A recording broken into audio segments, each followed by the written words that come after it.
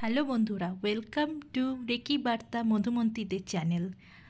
আশা করি তোমরা সবাই ভালো আছো, সুস্থ আছো, নিজেদের খেয়াল রাখছো। বন্ধুরা, আজ আমি একটা টোটকার কথা বলবো, একটা বিশেষ টোটকা। আশা করি তোমরা থাম্বনেল দেখে বুঝেই গেছো আমি কি বলবো।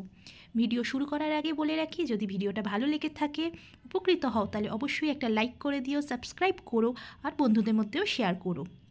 তো বন্ধুরা, আজকের ভিডিও টপিক হচ্ছে মাত্র একদিনের টোটকায় তোমরা টাকা পয়সা পেতে পারো। হ্যাঁ বন্ধুরা, মাত্র একদিনের টোটকায়। আজকে ধান্য পূর্ণিমা অথবা পৌষ পূর্ণিমাও বলা হয়ে গিয়ে থাকে। তো আজকের এই দিনে এই বিশেষ টেকনিকটা করলে আমি মনে করি তোমরা নিশ্চয়ই আর্থিক দিক থেকে তোমরা লাভবান হবে। তো বন্ধুরা, তোমরা তো নিশ্চয়ই এটা জানো, পৌষ মাসে যে পূর্ণিমা হয় তাকে ধান্য পূর্ণিমা অথবা পৌষ পূর্ণিমা বলা হয়। এই পূর্ণিমাটা খুবই শক্তিশালী পূর্ণিমা এবং এর মহিমাও অনেক বেশি, যা মুখে বলে শেষ করা যায় না। আজকের এই টেকনিকটা খুবই সহজ ও সরল। তোমরা কি করবে, এক মুঠো ধান নেবে। যদি তোমাদের বাড়িতে ধান না থাকে তাহলে দশকর্মার দোকান থেকে ধান কিনে আনো। এক মুঠো ধান কিসে রাখবে? ঠাকুরের বাটিতে রাখবে, কিন্তু কোনো প্লাস্টিকের বাটি যেন না হয়। আর এইটুকুনি দেখবে, এই বাটিটা যেন ঠাকুরেরই কাজে ব্যবহৃত হয়। এমন না হয় যে আমরা ডেলি যে বাটিতে মাছ, মাংস, ডাল খাচ্ছি সেই বাটি একদমই ব্যবহার করবে না। তাহলে কি করবে, একটা ঠাকুরের কাচের বাটি হোক, পাথরের বাটি হোক নেবে, তার মধ্যে এক মুঠো ধান দেবে, তার মধ্যে দেবে 1 টাকার কয়েন। এর সাথে সাথে তোমরা লক্ষ্মী গণেশের একটা কয়েনও রাখতে পারো যদি তোমাদের কাছে থাকে, অথবা একটা কাঁচা হলুদ গোটা সেটাও রাখতে পারো। তবে বন্ধুরা, এইগুলো কিন্তু সবই অপশনাল, কিন্তু এক মুঠো ধান আর 1 টাকার কয়েন এটা কিন্তু রাখতেই হবে। যারা বাংলাদেশ থেকে দেখছো তারাও তোমরা করতে পারো, যারা ফরেন কান্ট্রি থেকে দেখছো তারাও করতে পারো। এবার কি করবে তোমরা, এই জিনিসটাকে নিয়ে, মানে বাটিটাকে নিয়ে, যদি তোমাদের বাড়িতে মা লক্ষ্মীর ছবি থাকে খুব ভালো কথা, বা মা লক্ষ্মীর মূর্তি থাকে খুব ভালো কথা, তাহলে তার সামনে রাখবে।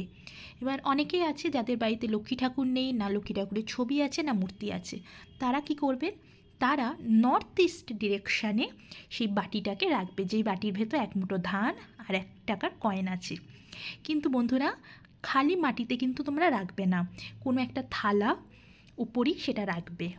আচ্ছা বন্ধুরা, তোমরা যে বাটিটা রাখবে সেই বাটির নিচে কিন্তু একটা হলুদ কাপড় রাখতেই হবে। হলুদ কাপড় না রাখলে কিন্তু হবে না। সেটা যদি তোমরা সিংহাসনেও রাখো তাহলেও বাটির নিচে একটা হলুদ কাপড় দিয়ে তারপর বাটিটাকে বসাবে।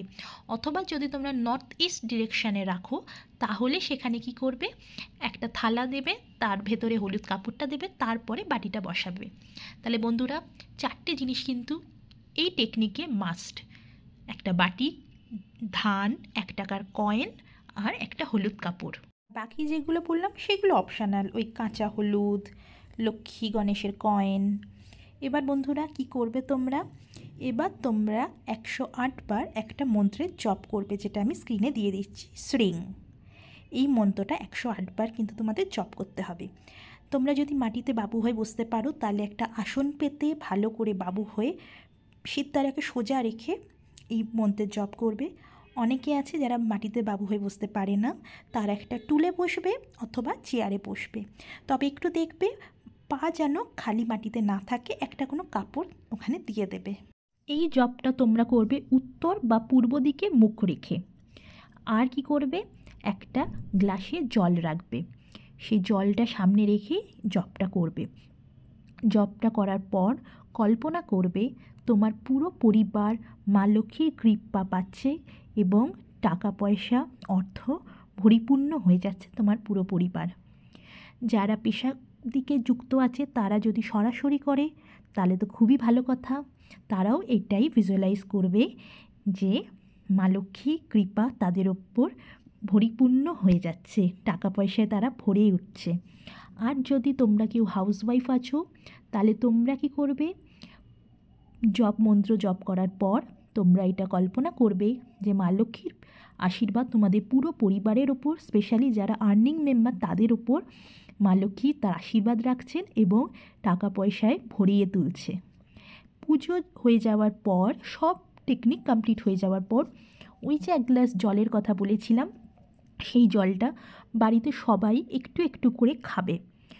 খাওয়ার পরও যদিও অবশিষ্ট বেঁচে থাকে তাহলে সেটা গাছের গোড়ায়, তুলসী গাছের তলায় সেটাকে দিয়ে দিতে হবে। এবার সব কিছু হয়ে যাওয়ার পর, পূর্ণিমা ছেড়ে যাওয়ার পরে তোমরা ওই যে পাত্রটা, মানে যেটা এতক্ষণ টেকনিকটা হলো, কি করবে, হলুদ কাপড়ের মধ্যে বাটিটাকে রাখবে, রেখে বাটিটাকে ভালো করে বাঁধবে, বেঁধে একটা পুঁটলি বানাবে। বাটি সমেতই ধান, কয়েন সব কিছু বাটির মধ্যেই থাকবে। পুঁটলিটা তৈরি হয়ে গেল, সেটা তোমরা তোমাদের লকারে অথবা তোমাদের আলমারিতে, অথবা তোমরা যদি কেউ ব্যবসা করো সেই ব্যবসার জায়গায় সেই পুঁটলিটাকে রেখে দেবে। এই পুঁটলিটা দেখবে মানি ম্যাগনেটের মতন কাজ করবে। চলো বন্ধুরা, এবার বলি পূর্ণিমা লাগছে কখন আর ছাড়ছে কখন। পূর্ণিমা লাগছে আজকে সোমবার ভোর 4:52, অর্থাৎ পূর্ণিমা লেগে গেছে। তোমরা এখন ভিডিও দেখছো মানে পূর্ণিমা লেগে গেছে।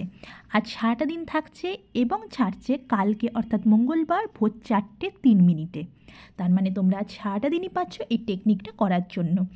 এবার কালকে যখন পূর্ণিমা ছেড়ে যাবে তারপর ওই পুঁটলিটা বানাবে, তারপর তোমরা লকারে বা তোমাদের ব্যবসার জায়গায় রাখবে। তবে বন্ধুরা, আজকে কিন্তু তোমাদেরকে নিরামিষ গ্রহণ করতেই হবে আহার। বাকিরা কী করছো তোমাদের দেখার দরকার নেই, তোমরা এই টেকনিক করছো তাই তোমরা আজকের দিনে কিন্তু নিরামিষ আহার গ্রহণ করছো, মানে এটা করতেই হবে, তা না হলে কিন্তু এই টেকনিক তাহলে এই টেকনিকটি পুরোপুরি অসম্পূর্ণ থেকে যাবে। আর বন্ধুরা, এই টেকনিকটি পিরিয়ডস চলাকালীন বা অশৌচ চলাকালীন কিন্তু তোমরা করতে পারবে না। হ্যাঁ, শুধু করতে পারবে কাল অশৌচ চলাকালীন, এছাড়া এই টেকনিকটি আর করা যাবে না। তো বন্ধুরা, এই ছিল আজকের ভিডিও। কে কেমন রেজাল্ট পেলে এই টেকনিক করার পর অবশ্যই কিন্তু কমেন্ট বক্সে এসে জানিও, যাতে বাকিরাও উপকৃত হয়। আজ এই পর্যন্তই, পরে দেখা হচ্ছে আবার একটা নতুন ভিডিওর সাথে।